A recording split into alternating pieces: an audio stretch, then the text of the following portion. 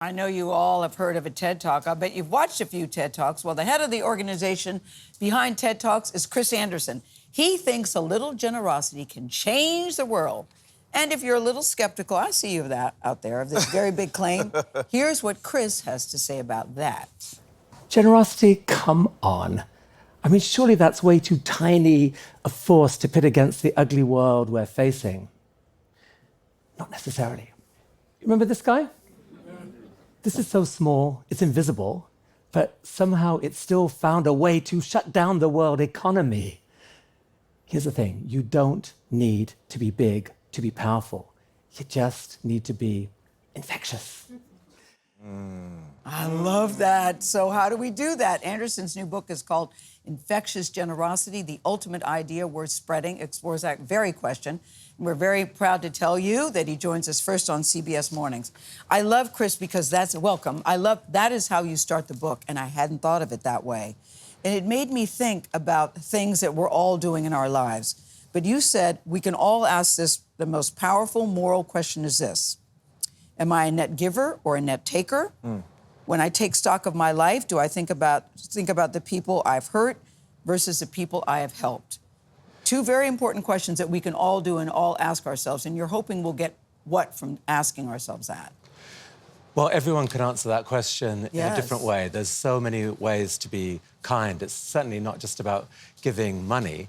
The reason I ask that question is just that it simplifies a lot of stuff. If everyone in the world, on average, was a net giver, Yes. we're going to be okay. Right. We're going to be okay.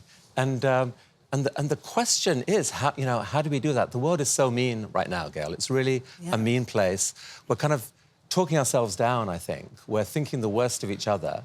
And the stories we tell each other shape who we are. So that's the question. Could you reshape kindness just a little bit so that, like that virus, kindness itself can go viral? And you believe huge. we can do that, Chris? I wonder if people sometimes just enjoy being mean.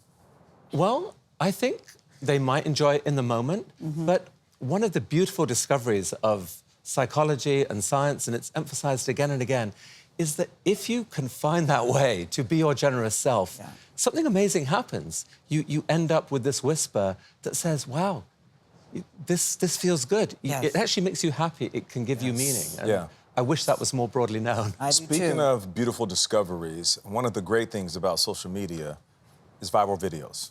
And you have viral videos that are mean-spirited. There are fights that go viral, but some of the best ones are videos of generosity. And you talk about watching those videos and what it can do for the human spirit. Like a video of a young man giving away sandwiches that racked up hundreds of millions of views. And we see them time and time again. Why do you think watching those types of videos does something for the human heart? Well, it's a deep part of our psychology that it's, first of all, if we receive generosity or kindness, we just naturally respond. It's wired into us to do that. But we don't even have to be the recipient ourselves. When we see someone else being kind to someone It's so else, true. it's proven in science. It gives this feeling of uplift that makes it more likely for someone to be kind. So every time you on this show, as you often do, show a piece of human kindness, you've got millions of viewers. That is actually creating ripples of good, and it's a beautiful thing. But what about this experiment that you did, which you say proves that we were in fact hardwired to be kind? What did it show? Right, so we got a ringside seat on this crazy experiment with the University of British Columbia where 200 strangers on the internet were given $10,000 each, no strings attached, and from a generous donor in the TED community. And what happened was they did not spend most of that money on themselves. They spent 2/3 of it on other people. Even when they needed it, Chris. Even when they needed it. And so this is the biggest experiment done at this kind of scale. And it is really, really, really encouraging. Humans at heart want to be good.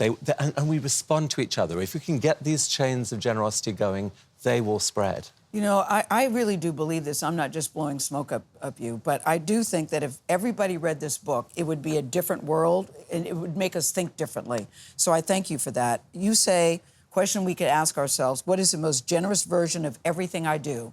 That we could start our day thinking that way. Why? Because it's hard to be kind, you know. Like most of the time, It's hard to be kind? Yeah, we're busy. We're focused on ourselves. You know, you walk down the street. You know, you've got a busy day at work coming. It's hard to find that generous mindset that will even look at someone else. It takes effort. So, yeah, it takes effort. There's a little bit of discomfort. To be intentional. Yeah, you have to be intentional, but just the act of letting someone else feel seen, and thinking generosity starts there, and so once you go on that journey, all bets are off as to what happens next. But you carry stuff from your mother because you said your mother, you had at a very early age that sometimes you felt guilty that it was daunting. But look how you turned out, Chris Anderson. She was incredible. You know, she lived for something bigger than she was, and she inspired me that actually that is where the most happiness and meaning comes from. Yep. If you can find a way to live for something that's bigger than you are. That's beautiful. It's beautiful what it carries with it. I so believe that. I know that that's true. Chris Anderson, we thank you. Infectious Generosity is on sale now wherever you like to buy your books.